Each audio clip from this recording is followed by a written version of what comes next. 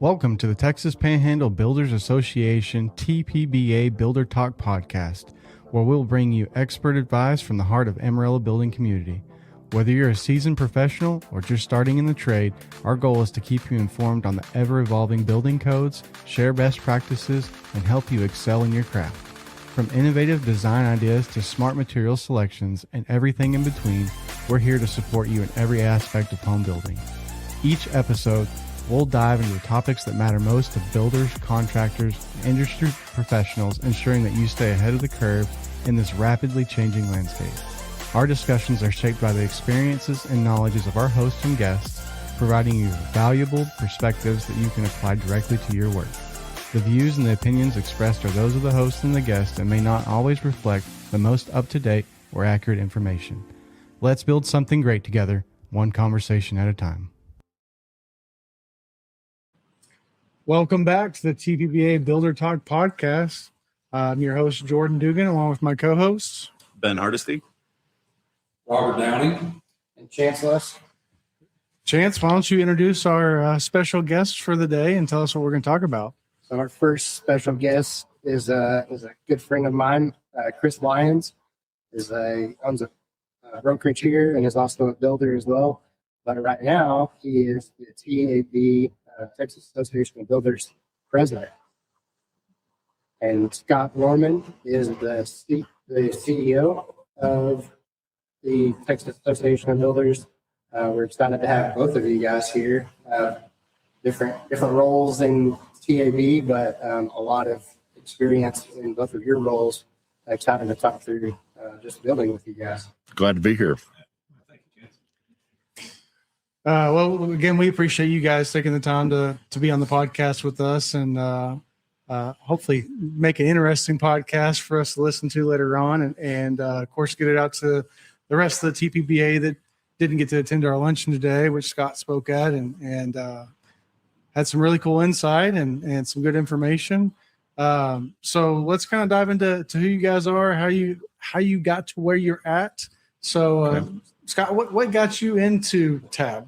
Well, first of all, thanks, fellas, for having me here. And just for the people that don't know, the Texas Association of Builders is the state home builders association. We have 27 locals, of which the Texas Panhandle Builders is one of those 27 around the state. We're a federation, so you join at the local level.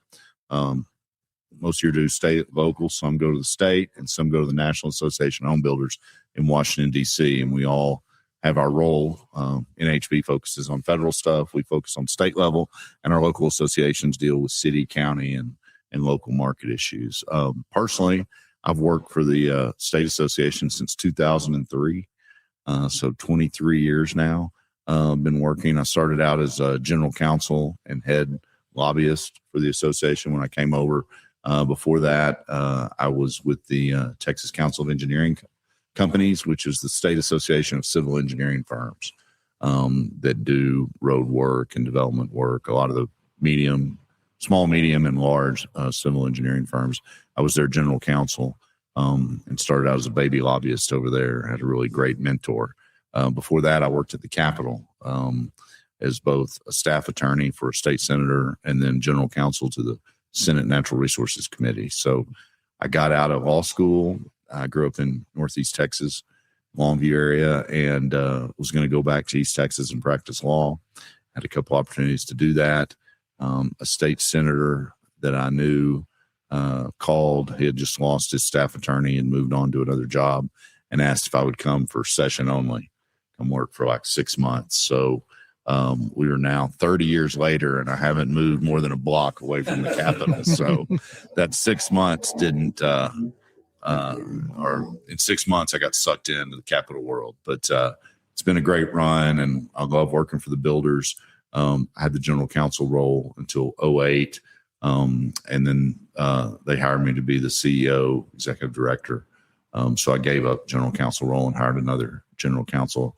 Didn't want to be the boss and the lawyer at the same time and get yourself in trouble. So still have my law license and have an attorney that works for us. But we mainly, like I said, focus on state legislature, dealing with state agencies, lobbying heavily. Myself's a registered lobbyist. I have Our general counsel is a registered lobbyist, and our head of government affairs, J.D. Hale, is also a lobbyist. And then we have 6 contract lobbyists who are hired guns. And a lot of issues face the home builders, as you can imagine, and developers and remodelers and our associates. We can talk about that in a minute. So before we dive into the tough questions we've got lined up for you, what's your favorite thing about your position that you hold? It's working in this industry. I have a lot of friends and colleagues, working around the Capitol. Some of them are lobbying for issues and causes or what have you that maybe they don't believe in, but working for housing, it's truly what all of you do is a noble and honorable profession. We're trying to provide homes for people where they can raise their family, build, put down their roots and build themselves up in their community where people live their lives. And it's something good to advocate for. So that's half of it. The other half's just dealing with the people. I love the state of Texas. I'm a history and geography nut. And so I love traveling around the state and getting to meet with folks like you all over the state as part of my job. That part's really cool. Very cool. And then also with us, like we've introduced Chris, a little local celebrity here with being the president of the TAB this year. We're really excited to have him on our side. And Chris, why don't you tell us what got you into your role, builder and president? Yeah, so mine's a little bit less glamorous than Scott's. So this is what happens when your parents are both in the field. So mom's been selling real estate for 40 plus years. Dad actually started building homes about 40 plus years ago to give mom listings to sell. So what happens, you get out of, I went to college and I told everybody, I said, I am not doing what my parents do. Not going to do it. And you can see how that worked out. But I got out of West Texas A&M and I got a job at Affiliated Foods as a buyer. I thought, this is great. I'm doing my own thing. Well, I started selling real estate, part-time. And it got to that point where I had to make a decision. So it was the day we came home with our baby boy, walked in Affiliated and they had a banner up. Congratulations, Chris. And a little backstory before I tell you the rest is my wife was self-employed. She was cutting hair at the time. So Affiliated was our steady paycheck. It was our insurance. And I walked in and I said, I quit. And then this was 2007. So this is how bright it was. It was 07. And then and we changed the name at that point. Mom had 2 agents, 2 friends that worked out her kitchen with her. And we changed the name from Mary to Lyons Realtors. The Lyons Realty opened up in Amarillo. And then, 08, 09 hit. We broke this could be forever. So fast forward, we got everything growing. Life's good. Dad said in 2016, he said, man, I might retire. I said, oh, no. And I said, you can't. This is all I know. So we said, hey, we're going to open up our own build company because everybody thinks, oh, you just piggybacked on your dad's. And it's like, no, we actually truly opened up our own called Home by Lives. And it started growing. And it's great. Now it's really cool to look back at it because now Dad has shut down his build company and we get the honor of him working with Home by Lines. He doesn't work for us. He does whatever he wants. And so it's very clear we're just here to support him however we can.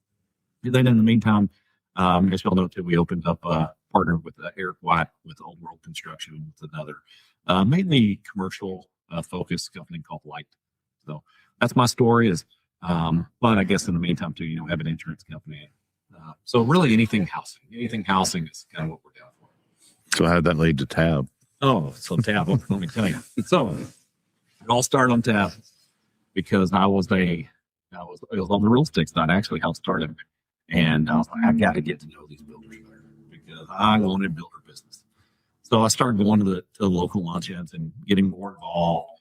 Well, that led to Joe Wilson. He was with Happy State Bank at the time. He said, hey, you need to come down to a state event.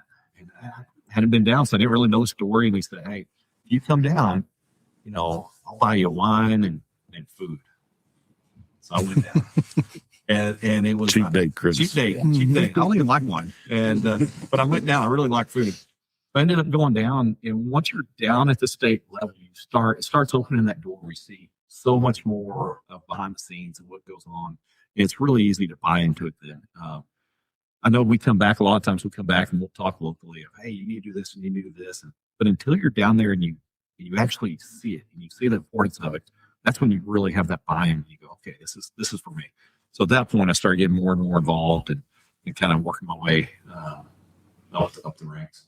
Yeah, and it's cool. I mean, the model is so cool because we're truly a grassroots organization. You know, our state board's over 200 people with 27 locals. They all have representation, so it quickly adds up. And so there's the board, much like the local association. It's just bigger. We have an executive committee that's 40 people and then our senior officers is a ladder that folks move up the ladder, from vice president, secretary to first vice president to president, past president. It's a 4-year commitment to serve on their nickel as volunteer leaders of the organization. So it's always rewarding. But over the years, so many, and we may talk about Rally Day, but so many of our senior officers that end up being state presidents and most of our board, their first contact with TAB is coming to Rally Day. Which is the big legislative day that we have.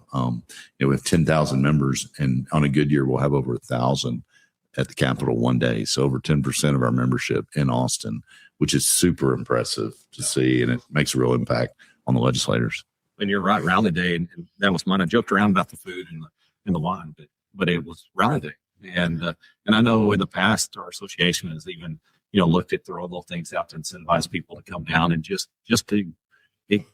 to see how that works and to see all those builders, they're fighting for that cause. And it's great. And I will say one thing, Scott's right. Everybody goes, oh, it must be nice being president. You get everything paid for.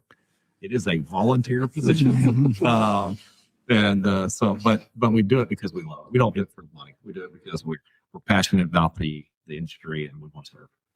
Well, and it's folks that's been involved for a long time that are giving back. The late Ron Conley, who was also a state president from Amarillo, he told the same story. First time he had ever even knew what TAB was or been to the Capitol was at a Rally Day. Yeah. Yep. And he ended up being state president as well. So looking back at it now, it's really, really fun. When I was president of Amarillo 2 years in a row. And one of my mentors, the two people I'd go to and ask all the questions to were my dad and Ron. And so I hate that Ron's not here with us. He was a big supporter of us all. Stayed and helped me locally. Well, he was the right man at the right time through the Great Recession. He was the president, and we had a lot of budgetary challenges and tough challenges, and he got us through those tough times. He was a great guy. So before we get on to maybe some more current topics, maybe we can talk about what's previously been affected by TAB. Maybe some big wins that you guys have had in the last year or two. Yeah, for sure. Well, I'll go most recent and go back as far as you want. This most recent session was hugely successful for us last year.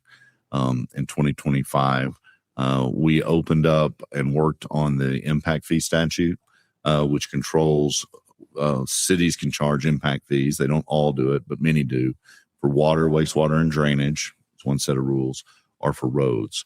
And that statute was negotiated and passed in the mid-1980s with our association working with the cities and TML. And neither side had really wanted to open it up, and there hadn't really been much legislative changes to it in 40 years. This past session, we opened it up, and it was due some reforms, and those got passed. Some really positive language requiring an audit before impact fees can be raised, making sure that there's more notice so that citizens and home builder groups and homeowners and everyone actually has time to review these studies that are prepared by engineering firms. The old law said that they could give very, very short notice, something that the city and their consultants have prepared maybe for a year. The public had very limited time to review them. So we stretched those timelines out. We also raised the threshold to 2/3 if they're going to adopt or raise impact fees of the city council versus a majority. Those were a few of the changes. So that was huge. And that's important because we had examples of cities that they were collecting impact fees. They have 10 years under the law to spend it or give it back. We never found an example of them giving it back. And they were not getting spent necessarily. They certainly weren't being audited.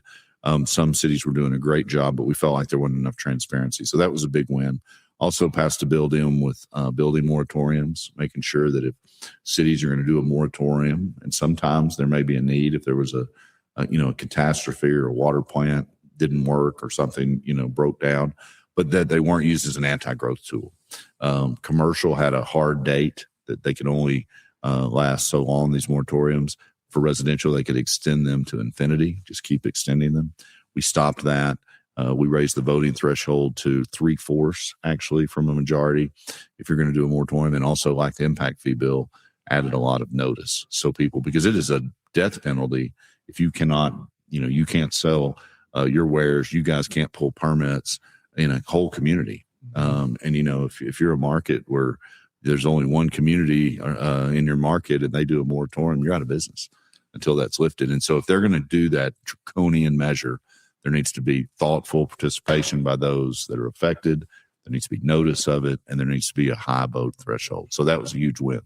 We also got significant funding last session for Texas State Technical College, which is the state's main trade school. I know there's a lot of local community colleges and other higher ed and public ed that have programs going, but we got $850 million approved through the legislature, and then the voters in November approved that. It's a constitutional amendment. So that will be a fund for TSTC going forward. Working also on some impact fee credits for water and wastewater and some additional water funding. Water is a huge challenge all over the state, especially Central Texas and West.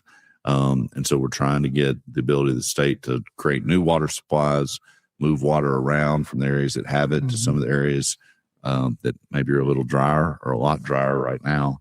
And so those are some of the huge issues we work on. Obviously, taxes, building codes, those things are always engaged. Session before last, a really big win for our industry, the Residential Construction Liability Act. It had not really been updated significantly since 1989. There was a little bit in the 90s.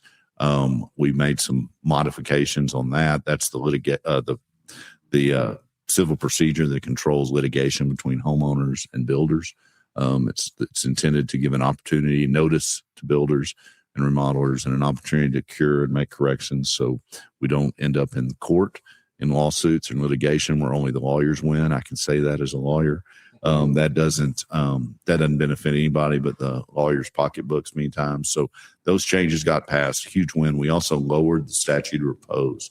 That's the amount of time you can bring litigation on a construction defect. In Texas, it had been 10 years plus 2 if the defect was discovered in the last year. So it could be up to 12.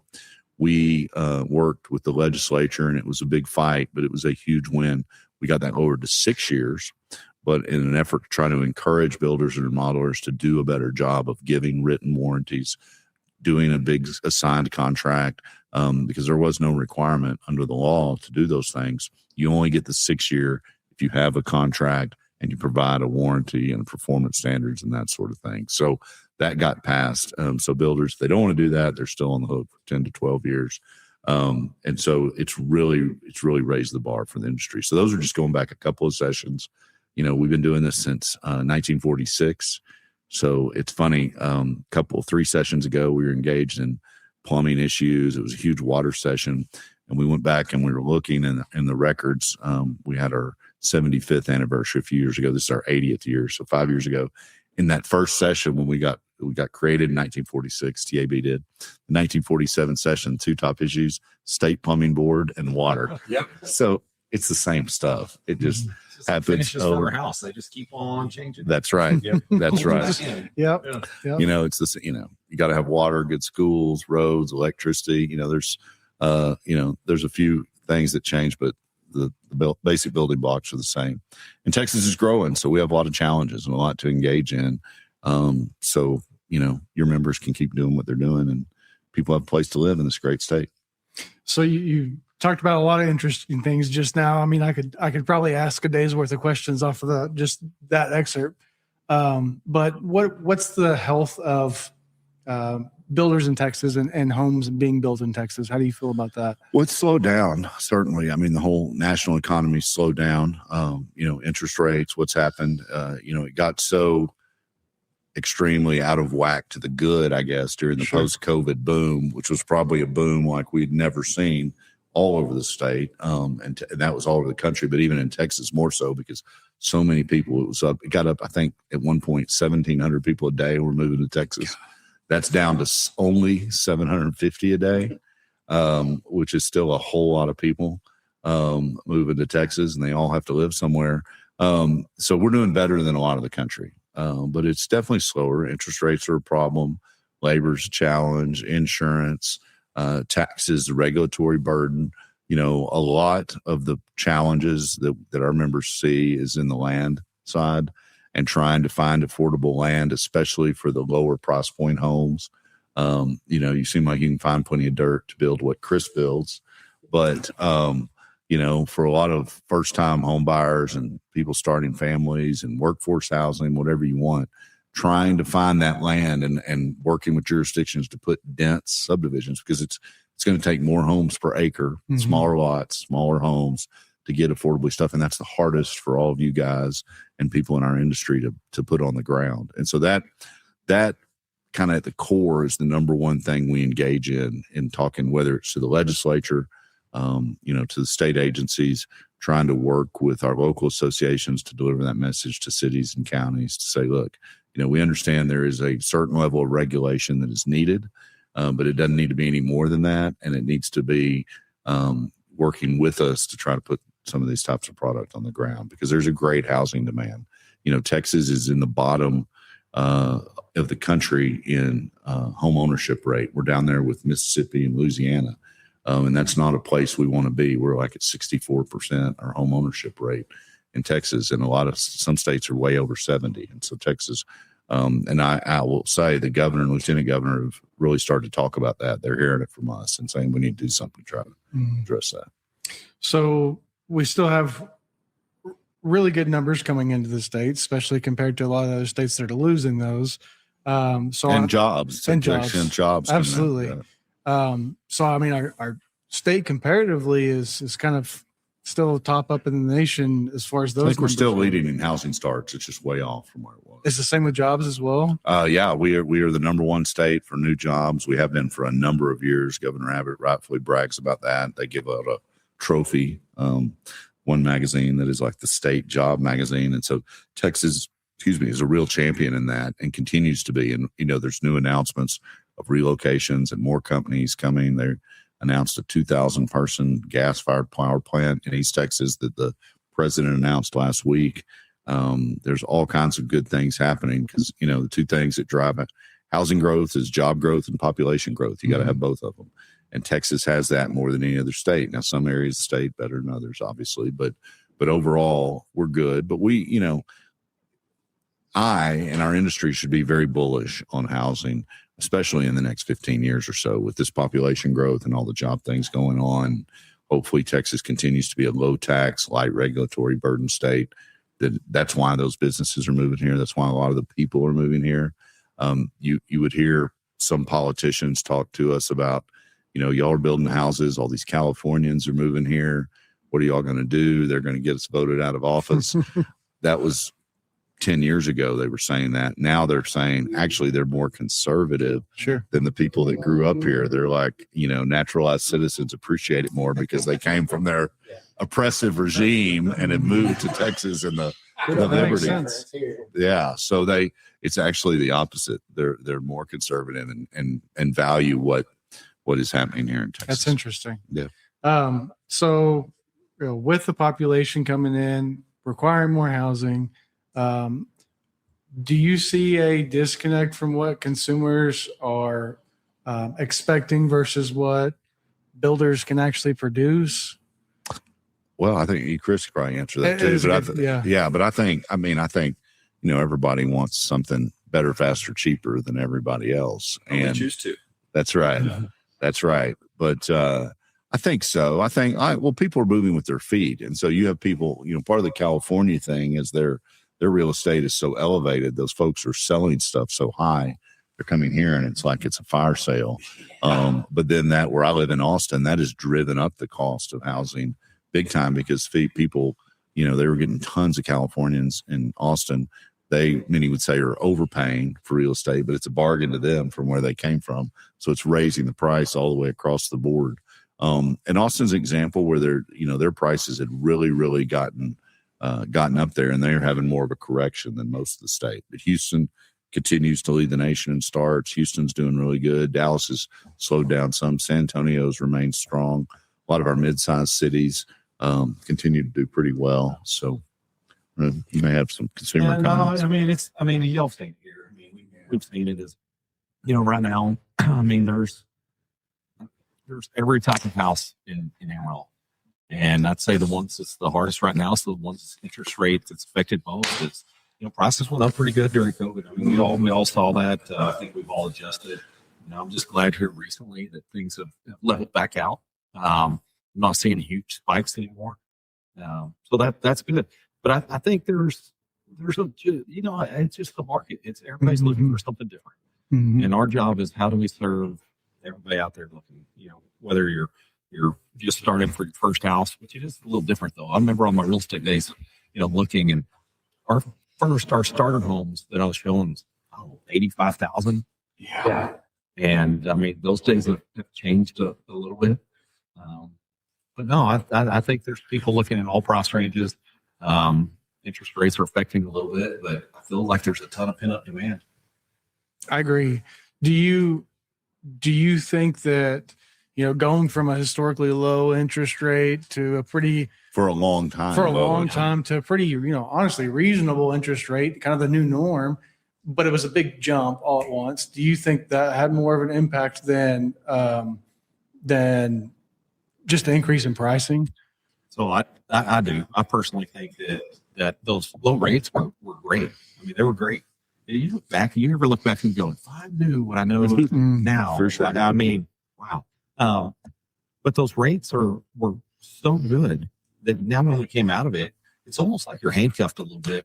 It's not just psychological. It's that you have this golden handcuff because in your existing home, but the longer we go down the road, people's life situation is going to change. Their family grows. They have to move, mom or grandma has to move in with you. And so I think, people are becoming accustomed to where the rates are, and hopefully world events calm down and the rates continue to come down or can start coming down again soon. But at some point people are that pent up demand is going to see that. And I think we're starting to see some of that. I agree. I think we're starting to see it. And I've heard a lot of talk too. And, Chance, we've talked about this a little bit. A lot of talk is people that have these houses, it's possible they may try to keep those for investment property. Yeah. What else are you going to get a 3% interest rate? And so we've heard talk on that. I think the biggest challenge there is you just got to find that money for the down payment for the next one. And, it seems like everybody's always tight on money, regardless of how much you make. Everybody's just a little tight on money. So. One thing we're seeing too around the state is the remodeling. Our folks, either builders transitioning back to remodeling if they weren't, or moving into that space, or remodel. There's more, especially as less and less infill type property is available, or raw land in Center City center or close in. You're going to see a lot of neighborhoods that historically have not been turning over. I think you're going to see more and more of that. We're starting to see that. I know in Austin, there's quite a bit of it in Dallas and Houston and Fort Worth. And I would expect it to expand out to other size cities as well, as people want to live. And there's, these houses. And so I think a remodeling is going to be a portion of this that will continue to grow. And affordability it's been the talk for 2 years at least now, right? It's no news to anybody. So just one more quick question on it and we'll kind of move forward. What do you think the most misunderstood factors contributing to affordability are? Well, I think the most misunderstood, because we hear it, that it's the builder and developer's fault, that they are wanting to set these prices to make more money. And it couldn't be more opposite. As I was saying earlier, greatest demand is for those lower priced homes. And our members would like to build a lot more of those lower priced homes and sell a lot more of those at much cheaper prices than one or two big homes. And that is something that is counterintuitive to some people. But I think that, and then just to understand or getting across to the layperson that isn't, they've maybe lived in a house, but that's the extent of their knowledge of construction and development, is how difficult it is. Our National Association, NHB, estimates that 25% of the cost of a new house across the country It's a national number, varies by market, but on average, 25% of the cost of the house is due to regulation. Of that 25%, 2/3 is during the development stage. So everything involving entitling the land, prepping the dirt, putting the pipes in the ground, the streets in the ground, everything else. And 1/3 of that 25% is during the construction phase. So really it's during the development phase that's driving up that cost. And, rough rule of thumb is housing costs, 5 times the cost of the lot. And so you drive up that lot cost, you're driving up that housing cost. And so that's something that is we spend a lot of time trying to explain the challenges, and a lot of that's driven the challenges in infrastructure, water, wastewater, roads, drainage, utilities, all the things that it takes to build a community. All of that is getting more expensive, just like the housing themselves. All the stuff that you have to put in the ground before the houses ever get there is all going up. And those are challenges that, some taxpayers don't want to pay. And a lot of that's getting on the backs of builders and developers. So Do you think, everybody's experienced a shortage in labor? It's kind of the national call out, right? Everybody to get back into trades. And I think it's actually starting to make a swing back the other way now. It's been a long time coming. We've been screaming about this since like 2010 at the Capitol. Sure. But I think with the state and local governments and school districts, they've made a lot of hay there. Do you feel like we've moved? Titanic or Queen, let's not use Titanic. Queen Mary has been slowly turning. Do you feel like we've actually made the turn now? I don't know if we've made the turn completely, but we're definitely pointing back in the other direction. Sure. There was 40 years of older than you guys, but 40 years of everybody vocational education, and that was a dirty word, and schools abandoned vocational education. And now we've seen from public schools to community colleges, trade schools, higher ed, have all embraced career and technical education. Mm-hmm. And people, or even the education establishment, which fought us for a long time, they were very much on everybody, including, public ed, was saying everybody has to get a 4-year degree, has to go to college. It's all about college prep. And we would always say it isn't an either or. You can go get certified and pay for your college if that's what you want to do, instead of taking out a bunch of debt. But you will always have a trade. And so many of these tradespeople, they are small business owners, become some of them large business owners. We know builders. We know tradespeople in some of the big cities who are bigger than our biggest production builders. Mm-hmm. Giant plumbing contractors and electrical contractors and HVAC and others. And so we're seeing that. And it's recognized. The legislature has done monumental efforts to change all this and allow dual credit and allow the community colleges and junior colleges to partner with the high schools and offer dual credit, so people can graduate high school and already be an apprentice plumber or already have early certificates and lead to more. And so it's something that we're really proud of. And I think it's an example, a very good example of the association being a bigger voice than we could all be on it by ourselves. Mm-hmm. No one person or even group of 10, 20 people could get done what our collective association, and it's not just our association, it's not just the home builders in Austin. We partner with the Chemical Council, the Texas Oil and Gas Association, Association of Manufacturers, all those smokestack associations that are building stuff who have the same issues we have. We have a strong coalition there in Austin, have been pushing this charge and meet all the time and work on this legislation. And so it's really paying off. And I think, the housing slowdown has resulted in the labor slowdown a little bit too, mm-hmm. But it's not going to get any better. So it's imperative that we train the next generation. The average age of a electrician in this state, and the state is like 2 years old, is 59, and a plumber in it's like 64 or something. Yeah. And that's old data. And we had not been replacing those folks. Mm-hmm. And so we got to, and that the legislature recognizes that. And I think that's turning. There's a big push at this point you've seen it in a lot of data that they put out, the amount of jobs that are that are being done by AI now. Mm-hmm. And those things, the construction industry, a lot of that manufacturing stuff there's kind of put up on a pedestal as like the pocket of, if you still want a job in the future, these are the things that are really hard for AI to replace. And so not only is it good for our overall being able to get more people into the trades just in general. We need it here in Amarillo locally, but I think across the nation, people are staying this nervousness. You're more AI Yeah, proof. yeah. It's Mhm. like, okay, which jobs can we get that will still be here in 20 years? Because that is a new focus for kids starting and going into college now. Is a job I want to pursue going to still be here in 20 years? And that has been kind of a relatively new shift, at least in my thinking over the last few years. Yeah, Amarillo College spends a lot of time talking about the AI shift and certain jobs you just do not want to take. Well, you think about it, even like manufacturing, a lot of that that's done in factories, Yeah. it will be replaced by AI. But what y'all do, it's still built outside in the mud, in the elements, a lot with natural materials. There are places I'm sure over the next decades we'll see that have become more automated, but there will always be the need for folks swinging hammers and sawing wood and doing things that in our industry. And I think, and that's something that is important. That's something that I think folks, whether they're kids or older folks changing careers, has been attractive. Mhm. One thing I saw that I just sent to my son is it was on social media, so I'm sure it's true.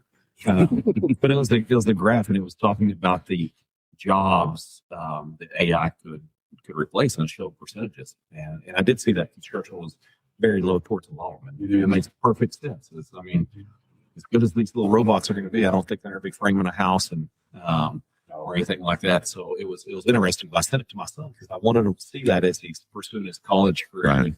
and try to just foresee the future of what could be. Well, I think even if you were trying to play the advocate for it, let's say they were building houses. I don't know. We were 3D printing concrete houses. I don't know. Whatever the new technology that we don't even know is. They did Comes a up out neighborhood there. north of Austin. Yeah, sure, they have. Yeah. I mean, there's those things going on, but there's 35,000+ components that go into a house. That's 35+ possible situations for something, 1,000 situations for them to go wrong, right?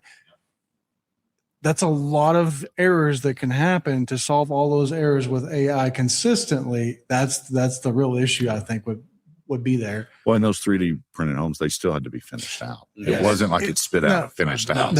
No. Oh, so there's still lots and lots of trades are involved even with those. And they still took a highly trained professional to run that equipment, and a highly trained professional to design the equipment and the house for it. So, yeah, I could see how construction is definitely on the bottom of the list of threatened by Like young people need another thing to worry about. Now they have to worry about will their career go away. So what do you think? I mean, we've got 3 builders here in the room. What do you guys do to engage the trade school, or have you been able to engage with the trade schools to kind of show the value, or say like, hey, when you're done, come see me. We'll get you set up. Is that something that you guys have done historically? I think we're working towards that here. We do 2 co-op programs. One of them we do with Habitat for Humanities. You can't graduate our program without going through Habitat for Humanities. Who is a member? They may have the most builder memberships in the state. Habitat does. All their chapters are members across the state. Yeah. But it's a great place for our kids to go and at least spend 4 to 6 weeks just getting their hands wet, maybe framing or whatever it may be, because we get them back and then the next thing we do, we interrogate. I mean, we question them over what they enjoyed doing. And, sometimes when we get kids that come in, and I've got one example is we had a young man come in, had a bachelor's degree in business. He got it at WT. He came to our program and he said, I'm going to be a firm. Okay, you're going to be a firm. Well, it wasn't too long, about a year later, we had a plumber come in and give a little spill on plumbing. All of a sudden, you shifted. And he's plumbing. Mm-hmm. And we're seeing some of that. And I'm glad to see that we are able to have the kids come in and get their hands a little bit dirty everywhere. Right. So if they think they want to do, oh, I'm going to be an electrician like my dad, well, all of a sudden they're not.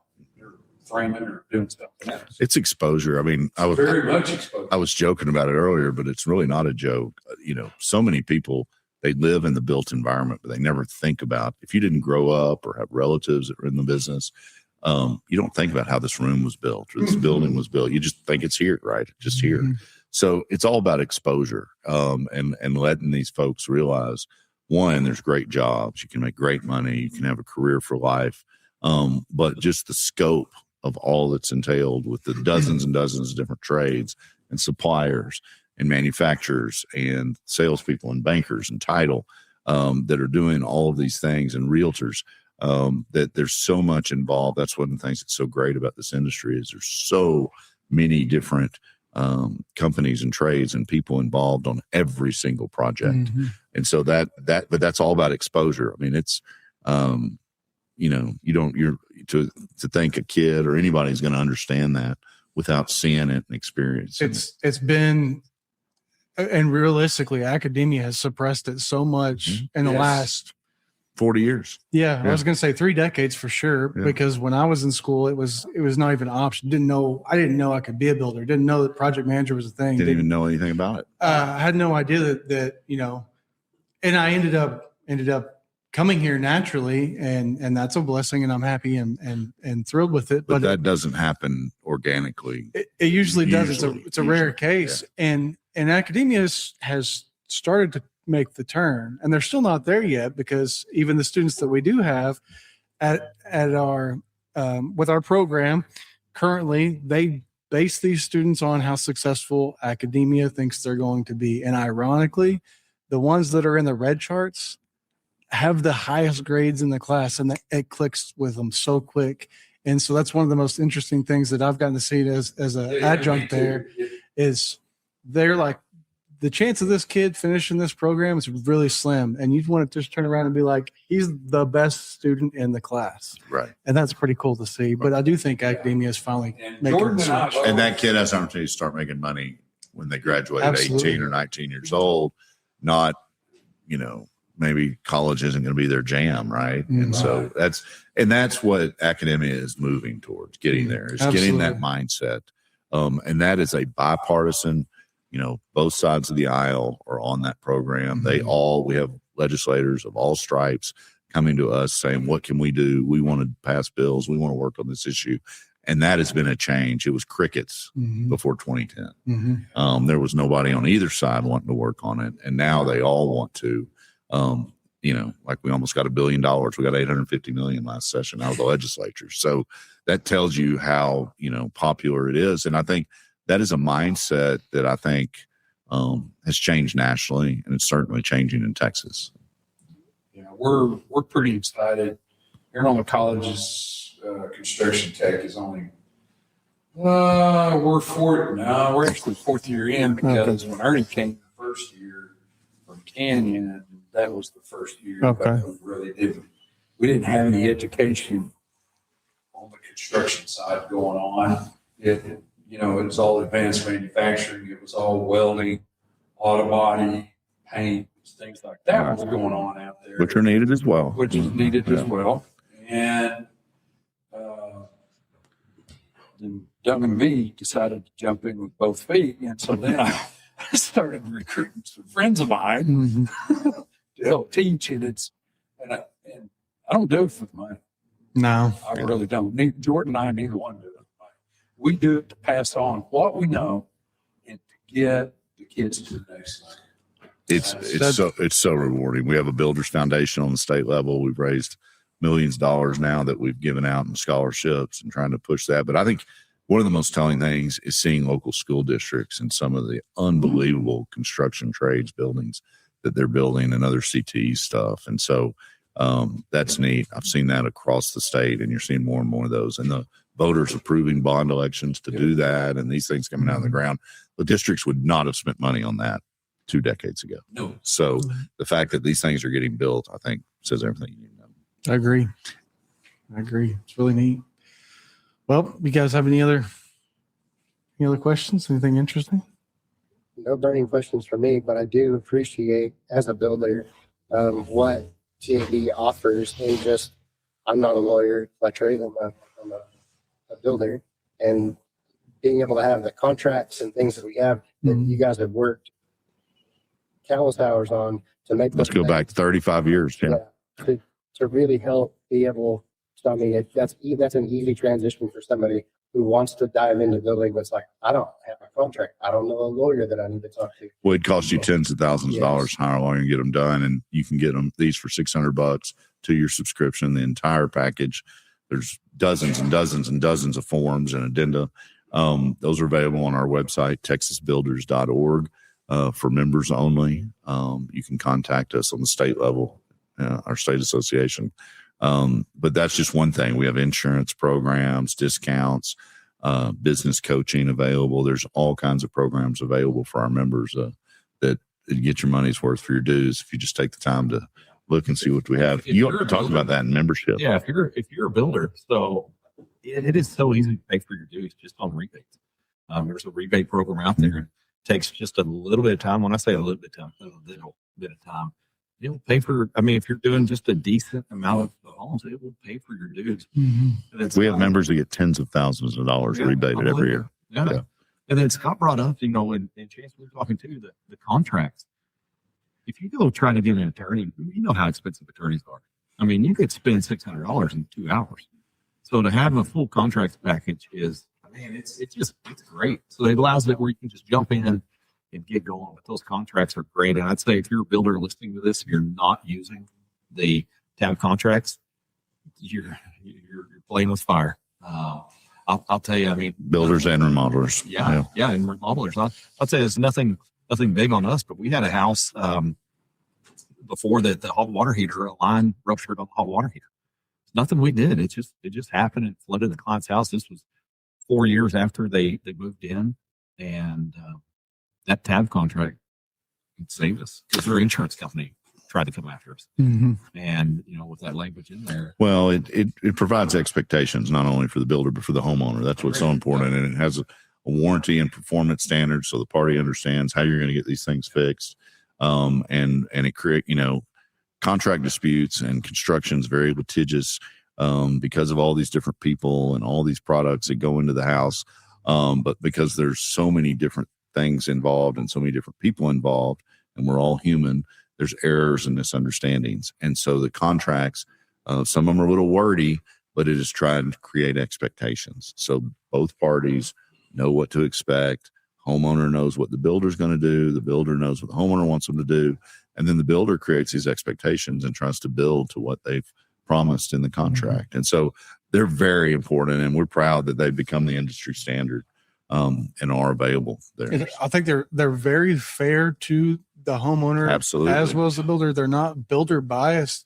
In fact, I would go out as far to say, if you were building a home and had a builder that had a custom lawyer-made contract, it's probably a very good idea that you also get your lawyer to look at it, because those can be pretty heavily one-sided.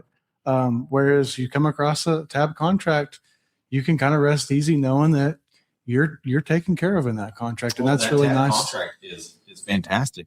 And, you hit on a little bit, but the warranty on it. I love it for my clients, and and Scott underneath this, but it's nice to have it in writing. It really protects both parties. Mm-hmm. But to have that warranty in writing, it is long. It's 30 plus pages. Sure. There's a lot on there. A lot of initials. Yeah, but I'd rather have it in there so the clients can hold us accountable too. Mm-hmm. I mean, because if you don't have that, it's you're almost just guessing at what the warranty standards would be. So it is great protection for the clients. It's good roadmap for the builder.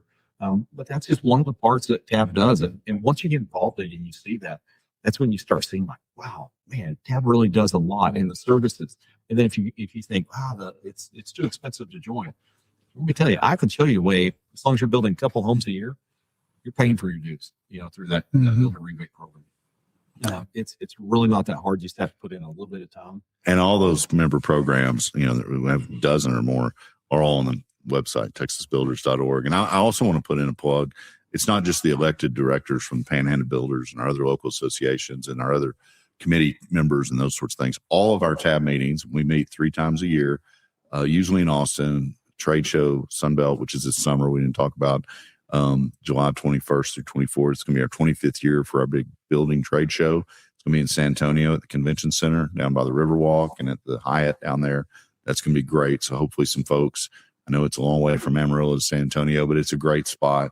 And that's right, there's airplanes. And so I hope to see some of y'all there. But any of our meetings, we're meeting next week in Bastrop for our spring board meetings.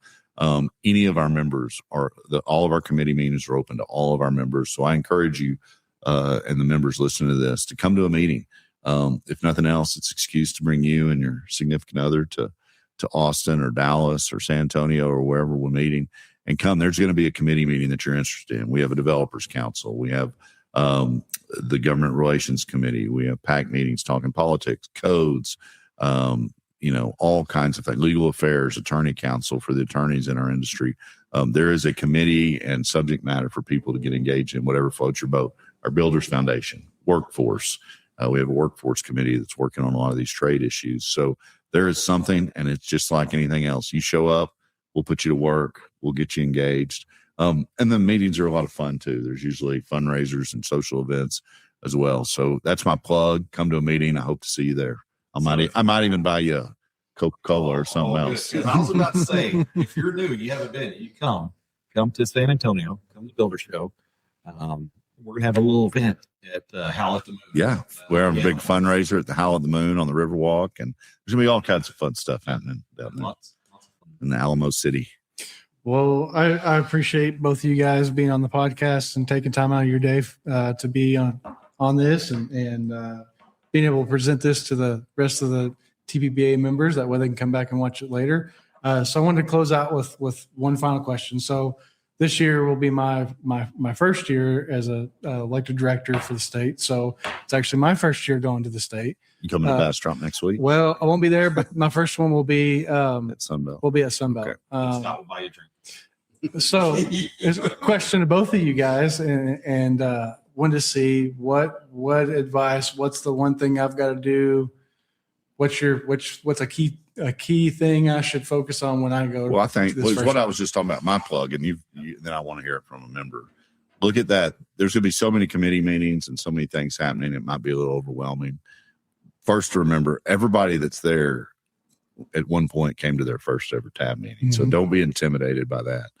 Also, our members are so friendly and will talk to you, but pick stuff you're interested in. I don't think first meetings you go to, don't go to subject matters that you're not comfortable with, stuff that you care about. Come to those meetings. People will be glad. One of the coolest things that our members talk about is they get to meet builders and developers and associate members and remodelers from all over the state who are dealing with the same stuff y'all are dealing with here. And a lot of our members build friends for life. And so I think pick the stuff you want to go to and just enjoy yourself, and don't be intimidated. Like, I don't know what these people are talking about. This is all Greek to me. You'll get it. And our folks are really receptive. Yeah. And here's what I'd say. Tag along with that is, when you're going down, you will have a group from Amarillo. Tag along with somebody that's done it before. And I'd say the biggest thing is just get involved. Like Scott said, find that thing that really interests you. Then come and sit down and it's really cool to sit down on the GRC meeting. I mean, it's long. Be prepared. It's great. But when I say all of our meetings are open to all of our members, there are the people that are on the committees that senior officers appoint, the committee members every year. But the meeting is everybody in the room. And so there are people that are not on the committees that stand up and ask questions or talk or whatever. It's open, and that's what we want. We are a grassroots-led organization. And so our agenda and what we're going to work on and our direction comes from you, members, and rises up through our process. And yeah, we have to have committees and kind of filter it down so it's not a out of control mess with 10,000 people running wild, but that it is all input from our members from all over the state. So you can get as involved as you want to get, and it's a good time too. Well, the relationships you build, it's fantastic. It's opened up doors for me. Just being down there and getting to know everybody. You have some of your best time getting to know people. I mean, I hate to say it, is after the meeting when you're having a cold cocktail and you get to learn about their family, you get to learn about where they live and more of their story. it's fantastic. But our people are great. Our associates are great. Our builders are great. I will throw in a little plug here. Staff is great. Well, Fantastic. So I will say the Sunbelt Builder Show too. All of our exhibitors are from all over the country, really, and so I think it's an opportunity for the associates to meet people, expand. There's all kinds of things that happen that a broader, kind of a broader universe than just what you're seeing here in Amarillo, or if you're just doing business in Dallas or wherever. So I look forward to seeing all of you at a future tab meeting. free drinks on Scott. You heard it here. First. Well, again, thank you guys very much for joining us on the podcast. That's it for the TPBA Builder Talk podcast. We'll look forward to the next episode. We'll see you guys next time. Appreciate it. Thanks for having us. Thank you.